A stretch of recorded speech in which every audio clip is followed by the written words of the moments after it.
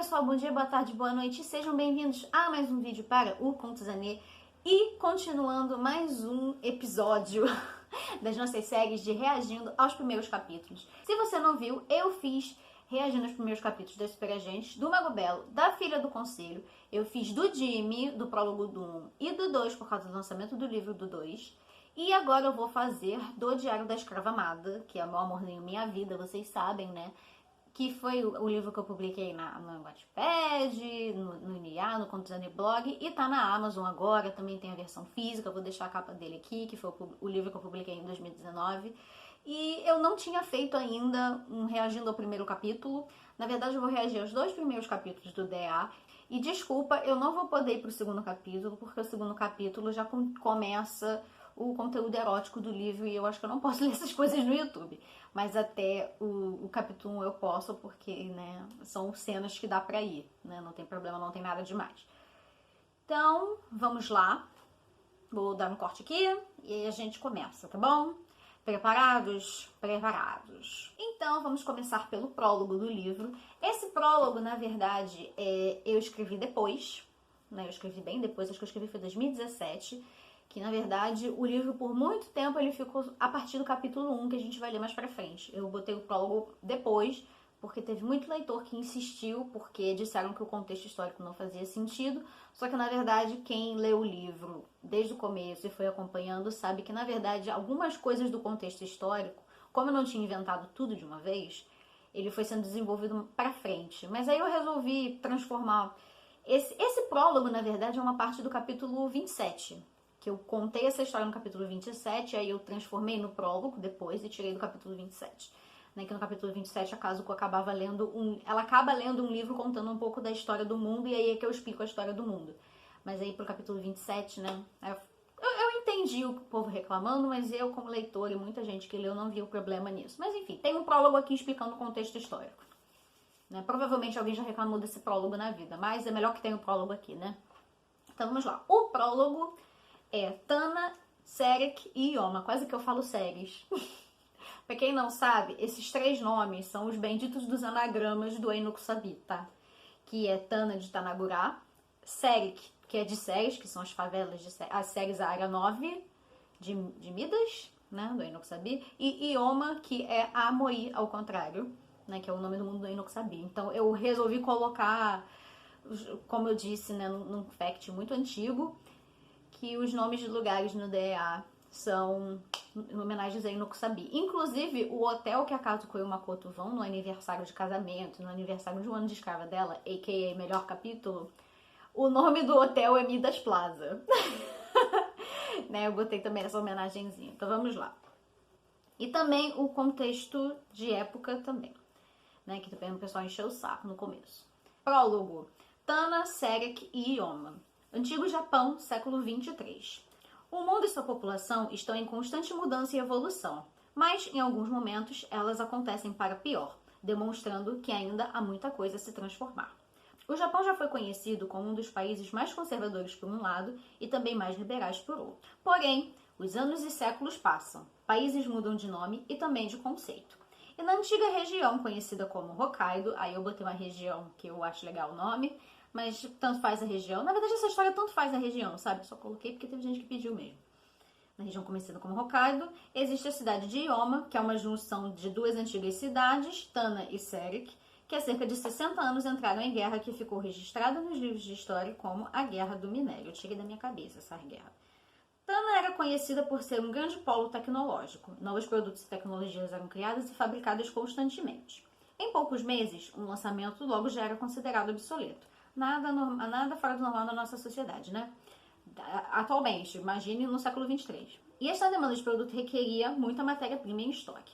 Porém, nem mesmo a reciclagem dava conta sozinha. Tudo era vendido e internamente, para cidades e até países vizinhos. E de onde Tana conseguia tantos materiais? De Serek. Serek era cercada por montanhas repletas de minérios dos mais variados tipos. Então temos a cidade tecnológica e temos a cidade da matéria-prima. Então são duas cidades que são vizinhas, mas elas se complementavam de alguma forma. De vários tipos. A maior parte da riqueza da cidade vinha da venda destes materiais, e especialmente para a Tana, vendidos para as enormes fábricas que preenchiam boa parte da cidade. Tana veio com mais uma inovação. Dessa vez, uma linha de carros que praticamente zerava os poluentes emitidos com o máximo de potência. Sim, a humanidade ainda tentava descobrir esse tipo de coisa. Ou seja, a sociedade ainda poluía as coisas na vida. Por isso que o lugar que a casa comum era uma merda, uma favela praticamente. Só que eu não descrevo isso no livro, mas isso fica claro, né? Contudo, havia algo que encarecia e talvez até impedisse que o produto fosse ao mercado. Um minério raríssimo e que só se encontrava em regiões muito distantes. Além disso, o próprio transporte do material era caro, ou seja, era um minério caro pra caralho, e raro pra caralho, e caro pra caralho de transportar. Então imagina o dinheiro que dava essa porra, né? Vocês vão entender quando a gente chegar nessas partes, porque teve a guerra toda, que diz aqui a guerra do minério. Só que houve uma surpresa. O tal minério foi encontrado em abundância nas minas de Serek. Logo explodiu o interesse de cidades vizinhas e próximas, incluindo Tana. Mas Tana era mais ambiciosa do que se poderia imaginar. Eles não iam dividir toda essa raridade com os vizinhos, lhe dando a oportunidade de enriquecer. Ou seja, além de Tana ser uma cidade mega tecnológica, também era uma cidade, né, mega egoísta, mercenária. Nada além do normal do que a gente espera da sociedade, né? Porque a sociedade é podre, a gente sabe. Aí que eu me perdi. Enriquecer. E também não iam deixar Serek enriquecer de maneira tão fácil. Então decidiram por algo bem simples, invadir Serek e tomá-la, sem aviso prévio, afetando todo o território e principalmente a população. Na verdade, é errado usar o termo guerra. O que aconteceu naquele dia foi um verdadeiro massacre. Serek foi tomada sem qualquer chance de defesa, ou seja, eles praticamente invadiram a cidade e tomaram a cidade para eles, né, o povo de Tana. Apenas a população pobre foi prejudicada com tudo isso. Os donos de mineradores de Serek e os donos de fábricas de Tana fizeram um acordo de comércio. Realizou-se um referendo entre as populações ricas das duas cidades, que era quem tinha direito de votar, né? Entre as populações ricas das duas cidades, que decidiram pela unificação, criação de idioma e a subjugação da população mais pobre.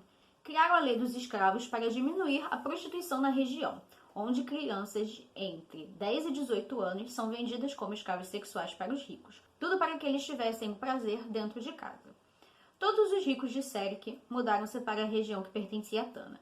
As fábricas foram transferidas para a antiga área das ricas mansões de Serek. Tudo mudou em poucos meses. A ex-Serek se tornou uma área pobre e de favelas. A ex-Tana era a área dos ricos, dos arranha-céus e das mansões. Os com mais condição simplesmente continuaram com suas vidas, como se nada tivesse acontecido. Porém, os mais pobres foram obrigados a se lembrar todo dia do que aconteceu, obrigados a servir os ricos em suas casas. Crianças e adolescentes tinham suas vidas destruídas por conta da escravidão. Muitos mal conseguiam terminar os estudos, e isso piorou ainda mais a já precária condição deles. Tudo o que mais queriam era ter sua liberdade plena e não viver à mercê de alguns poucos. Maiores oportunidades para eles, uma chance, uma luz no fim do túnel. E aqui a gente fecha o prólogo, né, que conta o contexto histórico da história, que conta o contexto histórico de tudo que está acontecendo e fala que a sociedade é uma merda. E isso também interlinka um pouco depois na causa que a Kazuko e o Makoto se envolvem no final do livro, tá? Gente, não é spoiler, pelo amor de Deus, eles são casados, tá? Tá, aqui, agora vamos para o capítulo 1, que se chama Encontrei um Diário. Esse daqui era real o primeiro capítulo do livro por muito tempo. Então foi o primeiro capítulo do livro que eu escrevi realmente. Então, com 20 anos, lá em 2013. Então foi quando veio toda a ideia e tudo mais e eu comecei a escrever o livro. Então vamos lá. O primeiro capítulo se chama Encontrei um Diário. Eu já disse isso, eu sei, mas eu repito. Em mais um dia, após o trabalho, cheguei à minha casa cansada do trabalho. Até rimou. Esse é o Makoto, tá, gente? Então, lembrando, é o Makoto que narra a história, tá? O Makoto narra a história e ele vai lendo o diário que tem a perspectiva da Kazuko, tá? Tô lembrando isso a vocês, ou pra quem não conhece, tá? Depois de tomar um banho, fui falar com minha mulher e filho. Ambos estavam dormindo. Minha mulher, Kazuko, parecia estar sonhando e não queria interromper. E meu filho é um bebê de 3 meses. Uma coisa que bebês precisam fazer é dormir. Decidi esperar os dois acordarem. Ia sair do quarto, mas algo na escrivaninha me chamou a atenção. Quem chegou no final do livro sabe por que esse livro tá aí. Quer dizer, esse livro não, esse é diário, esse caderno tá aí. Kazuko safada.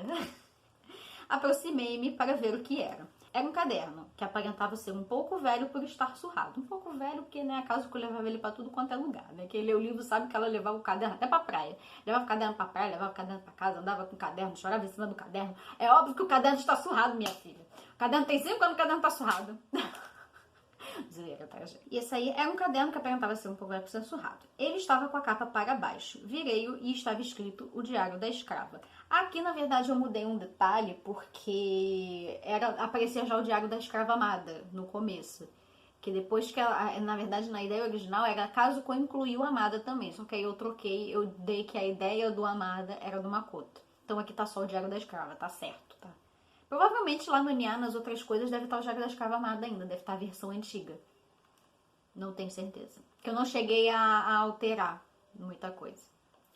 Então quem lê o livro no Wattpad, no NA e nas outras coisas, pega a versão mais original que tinha. E sabia de quem era aquela grafia, da minha esposa. Ela escreveu um diário e não me falou nada. Folhei o caderno por alto e todas as suas páginas estavam preenchidas, até a última linha da última folha. Foi por isso que a Kazuko escreveu aquele último trecho lá no último capítulo, quase. Porque ela viu que faltava 3 folhinhas e falou assim, gente, falta 3 folhinhas, vou escrever. Aí ela completou o caderno. Gente, esse caderno deve ser muito grande, porque é tanta passagem, tanta coisa, deve ser aqueles cadernos assim de são um calhamaço desse tamanho, porque o livro é um calhamaço, o diário então da Kazuko é mais. Porque ela escrevia, às vezes era quase todo dia que ela escrevia muito a bichinha. Fiquei curioso para saber o que havia ali. Puxei a cadeira, me acomodei, abri o caderno e comecei a ler. Aí começa a visão da Kazuko. Querido diário, eu sou Hirasawa Kazuko, tenho 17 anos. Bem, eu sou uma garota da classe baixa do meu mundo. Todas as noites vou ao centro de escravos da cidade para ver se algum homem me quer. Já partimos do princípio de que todo mundo é hétero, mas perdoa a Annelise de 20 anos, tá? Porque a sociedade também é um pouquinho homofóbica, tá? Deles lá. Muitas das minhas amigas já são escravas, desde os seus 12 ou 13 anos. Por muita sorte, eu estava quase passando da idade. Tudo bem que eu nunca chamei tanta atenção. Então a Kazuko nunca foi assim, uma pessoa muito bonita. Assim, ela nunca foi muito dentro do padrão, digamos assim, sabe? Mas ela não tinha nada de atrativo, digamos assim, sabe? Ela era muito magrinha, o cabelo dela era muito normal, a cara dela era muito normal, digamos assim. Mas, tipo, ela realmente nunca atraiu muitas pessoas, digamos assim. Não que a Kazuko seja feia, tá, gente? A Kazuko é bonita, linda, maravilhosa, gostosíssima, Makoto ama ela. Mas, assim, a ver da maior parte das pessoas, ela não é atraente, digamos assim. Eu criando justificativas para coisas que eu pensei desde o começo, mas tudo bem. Tudo bem que nunca chamei tanta atenção. E por consequência dessa sorte, consegui terminar os meus estudos normais e começaria a faculdade na semana seguinte. E quando completasse 18 anos, poderia viver em paz e livre. Faltava poucos meses para os 18, até que... E aí, comentário do Makoto, e aí vai alternando. Então, vocês conseguem ver que onde é o diário está em itálico e onde o Makoto fala não está. Então, é isso que dá a diferença das vozes, tá? Porque muita gente leu o livro e não entendia. Sério mesmo. Este é o diário da minha mulher mesmo, pensei eu. E eu acho que preciso explicar uma coisa referente aos escravos e às escravas também. Nós ricos podemos comprar um escravo num local específico para isso, que fica no lado de lá da cidade, no lado pobre que ele fala, né? Porque é o lado de lá e o lado de cá, que a gente ficou falando. Fica parecendo muito 3%, né? Que é o lado de lá, o lado de cá. Todos os jovens que estão na idade são lá exibidos como uma mercadoria, porque para a maioria de nós eles são só uma coisa que compramos e depois jogamos fora. Quando o jovem alcança os 18 anos, está livre. Aqui no original tinha a explicação dos 10 aos 18, mas como isso está no prólogo, eu tirei essa informação. Quando o jovem alcança os 18 anos, está livre. Isso é feito para que alguns casais evitem filhos ou até tenham, dependendo do caso. A partir do momento que se compra um, ele é seu até um dos dois morrer, né? Ou o escravo ou o dono morrer, ou até o dono libertado de bom grado, que provavelmente acontece muito pouco. Continuando a leitura do diário, até que em mais uma noite apareceu alguém que se interessou por mim. Logo nessa época, não podia ser melhor. Um homem que tem seus 20 e poucos anos, cabelos negros, um pouco compridos e olhos cor de mel. Gente, eu esqueço desse detalhe do Makoto, que ele tem olho claro. Ele tem o olho um pouco mais claro do que o castanho. A Kazuko tem olho preto, na verdade. A Kazuko ao contrário. Pois é, ele me olhou enquanto dançava e me comprou. Agora estou no quarto, na casa dele, que foi designado a mim. Comprei este diário dos meus últimos momentos de liberdade e vou contar tudo o que me acontecer aqui. Quem sabe fique para alguém no futuro. Sabe, a minha mãe ficou muito triste por mim. Faltava tão pouco, por quê? Foi o que ela disse. E parece que este tal rico já quer fazer coisas comigo. Mandou tomar um banho e colocar uma camisola bonita. Só tem um problema. Ainda sou virgem e não sei como contar a ele. Estou com tanto medo. Opa, a empregada me chamou. Tenho que ir. Espera. Aí aqui já fechamos o trecho do diário da Kazuko, que é do primeiro dia que ela estava lá, né? Que foi quando ela conheceu o Makoto e tudo mais. No capítulo seguinte ela conhece o Makoto, mas como eu disse, eu não vou ler aqui. Espera, eu me lembro desse dia. Ela foi ao meu quarto para a nossa primeira vez e me contou, tímida, que era virgem. Um som me assustou. Era ela acordando. Fechei o diário e fui falar com ela. Mas eu fiquei curioso para ler o resto. Sei que não se deve fazer isso, perdoe-me. Até fico pensando se ela descobrir que eu li. Manterei isso em segredo por enquanto. Então, comentando só um pouquinho sobre esse final, né? Que, né, o Makoto no começo ele esconde que ele leu o diário da Kazuko. Mas quem lê o livro até o final sabe que ela deixou, né? Ela deixa, ela fica muito tranquila com relação a isso, né? Assim, se for comparar esse início do DA, depois como o livro vai desenvolvendo, porque assim, foi um livro que eu levei 5 anos pra escrever, então é bastante coisa que muda. Mas assim, eu acho que para um início, para um começo de história, tá muito bom, na verdade. Eu gosto desses inícios mais devagares, assim, né? Vai mais devagarzinho. Eu falo brincando, né, que o DA ele demora um pouco pra pegar no tranco, sabe? Ele é igual um carro. Começa na marcha 1, aí ele vai andando, aí ele pega no tranco mais ou menos lá pro capítulo 13, lá pro capítulo 13, 14, 15, aqui ele pega no tranco, e aí é só a ladeira abaixo, vai atropelando. Então é isso, mais um episódio da nossa série, reagindo aos primeiros capítulos e comentando. Esse não me dá tanta vergonha alheia, porque, né, já é um livro que já tá bastante maturado, que eu já revisei 20 vezes, que eu conheço a história de cabo a rabo, é um livro que eu gosto muito, então eu sou suspeita pra falar. Mas eu acho que o DA é realmente um livro muito bem escrito, então, assim, não tem tantas falhas, ele já foi totalmente arrumado e tal. Esse aqui é o PDF do livro publicado, então... Se você gostou, se você caiu aqui de paraquedas e gostou dessa pessoa maluca, gostou do livro, lembrando, o livro tá na Amazon, tá à venda lá na Amazon pela bagatela de R$12 para poder comprar uns doces pra mim, né, e poder comprar uns livros, poder comprar meus mangá também, né, para poder comprar uns lanchos, né, porque, enfim, você me ajuda. Mas se você não tem condição nem muita coisa, o livro continua gratuito nas plataformas, tá? Continua no Nia, no Wattpad e no Contos da Neblog, se você não tiver condições. Mas se você quiser comprar, quiser ajudar a pessoa aqui, né, compra lá na Amazon, que me ajuda bastante. Se você tiver aqui no Limited também, tá lá. Ou se você quiser me ajudar bastante, tem a versão física do livro, que você pode comprar diretamente comigo. O link da loja sempre fica aqui embaixo, tá? Tem a minha loja virtual, sempre dá pra comprar lá, tá? Então é isso, muito obrigada por vocês terem assistido até aqui, eu espero que vocês tenham gostado de conhecer mais um pouquinho sobre o Diário da Escrava Amada. Se eu não me engano, tem um vídeo exclusivo que eu fiz do Diário da Escrava Amada, contando um pouco da história e tal. Eu vou tentar deixar linkado no card aqui, eu nunca lembro o lado, porque tem muito tempo que eu não gravo, gente, então eu nunca lembro o lado. Né? Então é isso, obrigada por vocês terem assistido até aqui, beijo, beijo, tchau, tchau, cheguei!